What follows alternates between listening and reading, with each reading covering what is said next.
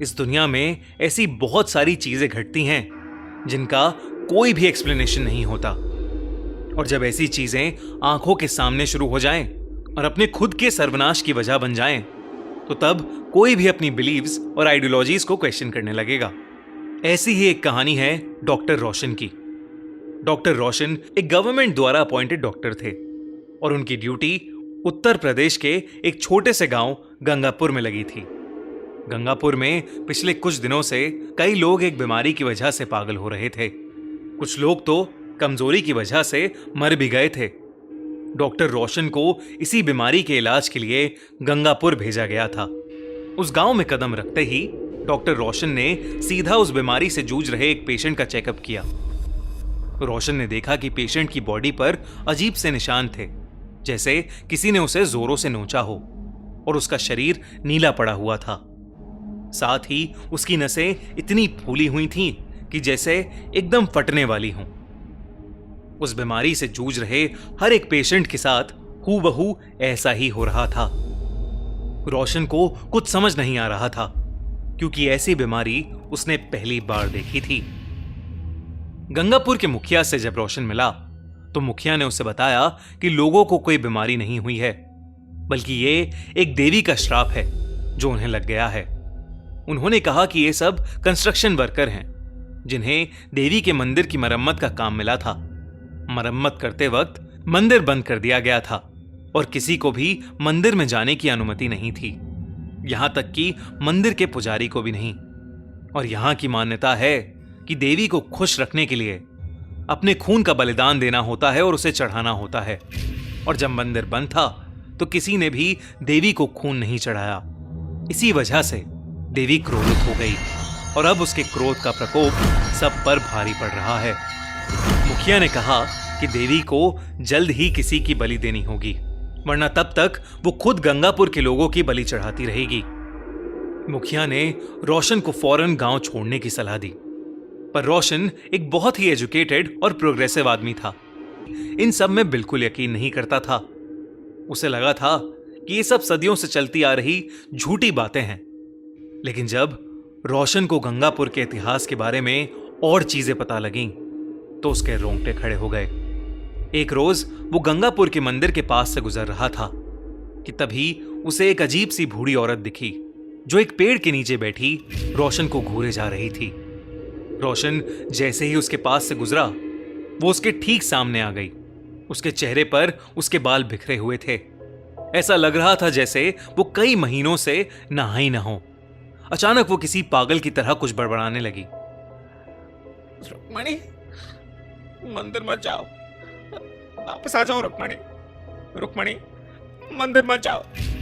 और यही बड़बड़ाते हुए वो बूढ़ी औरत जमीन पर गिर गई और उसे दौरे पड़ने लगे। रोशन उस पागल बूढ़ी औरत की इस हरकत से घबरा उठा। वहां एक और आदमी भी घूम रहा था जिसने उस पागल औरत को वहां से भगा दिया। और फिर उस आदमी ने रोशन को रुक्मणी के बारे में बताया। उसने कहा कि करीब 2 साल पहले उसी पागल औरत की 16 साल की बेटी घूमते घूमते उस देवी के मंदिर में चली गई, और जब से वो वापस आई तब से ऐसा लगने लगा कि किसी ने उसके ऊपर काला जादू कर दिया हो। वो अजीब तरीके से बात करने लगी, मिट्टी और मिट्टी में सने कीड़े मकोड़े खा जाती थी, और उस गांव के कुएं के पानी में कभी थूकती तो कभी अपना हाथ चाकू से काट के उसका खून उस कुएं में गिरा देती। लोगों को लगने लगा कि जब वो मंदिर में गई होगी तो उसने ना चाहते हुए भी देवी को नाराज कर दिया होगा, जिसकी वजह से देवी ने क्रोध में आकर रुक्मणी को एक श्राप दे दिया।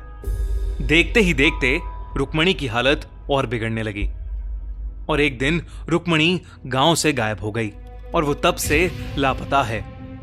उसकी बूढ़ी मां उसके जाने का गम बर्दाश्त नहीं कर पाई और पागल हो गई। अब राह चलता कोई भी इंसान उसे दिख जाए तो वो उसे रुक्मणी कहने लगती है और उसे दौरे पड़ने लगते हैं। रोशन का एक किस्सा सुनकर दिल बैठ गया, लेकिन फिर भी उसने उस आदमी से पूछा कि क्या वो सच में मानता है कि ये सब देवी के श्राप की वजह से हुआ है। उस आदमी ने कहा कि उसके मानने न मानने से सच्चाई नहीं बदलेगी।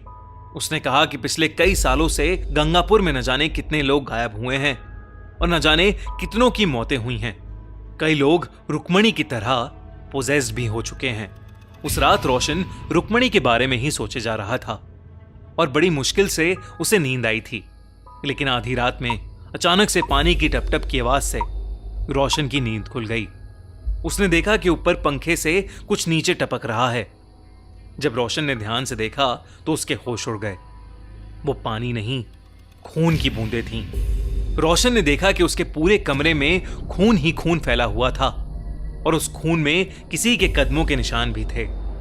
उन निशानों को फॉलो करते हुए रोशन अपने घर के बाहर पहुंचा तो उसने देखा कि एक 16-17 साल की लड़की नीचे बैठकर पागलों की तरह मिट्टी और मिट्टी में सने कीड़े खा रही है। उसका शरीर बिल्कुल वैसा ही दिख रहा था जैसे वो उसी बीमारी से जूझ रही हो। नसें फटने को थीं और चेहरे पर नीला रंग, अजीब से निशान। उस लड़की के आसपास भी खून भरा पड़ा था। वो लड़की एकदम से उठ खड़ी हुई और फिर बहुत ही अजीब तरीके से चलते हुए रोशन की तरफ आने लगी और फिर अचानक ही उसने रोशन का गला पकड़ लिया और उसे हवा में उठा लिया। इससे पहले कि रोशन कुछ कर पाता, उस लड़की की आंखें सफेद हो गईं और उसे अजीब से दौरे पड़ने लगे। उसने रोशन का गला छोड़ दिया और रोशन नीचे गिर पड़ा। रोशन के गिरते ही वो लड़की भी बेहोश हो गई। जब रोशन ने उसे चेक किया तो उस लड़की की सांसें नहीं चल रही थीं। रोशन उसे तुरंत हॉस्पिटल लेकर गया, लेकिन वहां जो उसे पता चला उससे उसके रोंगटे खड़े हो गए। जब उस लड़की के टेस्ट हुए तो पता चला कि वो उस रात नहीं बल्कि कई दिनों पहले ही मर चुकी थी और वो कोई और नहीं बल्कि उस गांव में रहने वाली उस पागल औरत की बेटी रुक्मणी ही थी। उस रात रोशन का दिल दहल गया था, लेकिन जब वो वापस अपने घर आया तो उसके घर के अंदर ना तो कोई पैरों के निशान थे और ना ही कमरे में खून की एक भी बूंद। रोशन को कुछ समझ नहीं आ रहा था कि उस रात उसके साथ क्या हो रहा है। रोशन बस सुबह का इंतजार करने लगा और अगले ही दिन रोशन गंगापुर हमेशा हमेशा के लिए छोड़कर चला गया।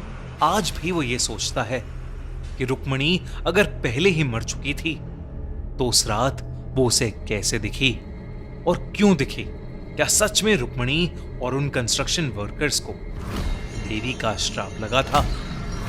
आपको क्या लगता है? हमें कमेंट्स में जरूर बताइए। दोस्तों, $30 आपका वेट कर रहे हैं। जल्दी से पिन कमेंट और डिस्क्रिप्शन में दी गई लिंक को चेकआउट करो और आज ही एम ट्रेडिंग पर अर्निंग स्टार्ट करो। लिंक पे क्लिक करके साइन अप करने से मिलेंगे $30 और 200% बोनस आपके नेक्स्ट डिपॉजिट पर। बोनसेस बहुत लिमिटेड हैं, तो जल्दी से जाओ और अभी अकाउंट खोलो। और हमारी नई पॉडकास्ट सीरीज आंखों देखी में अमान पारकर वाला एपिसोड बिल्कुल भी मिस मत करना। अमान ने मुंबई, पुणे और जिन की बहुत ही क्रीपी हॉरर स्टोरी सुनाई है। एंड स्क्रीन पर क्लिक करो और अभी देखो वो पॉडकास्ट। और अगर आपको ये वीडियो अच्छी लगी तो हमारा चैनल खूनी मंडे सब्सक्राइब करना बिल्कुल मत भूलना।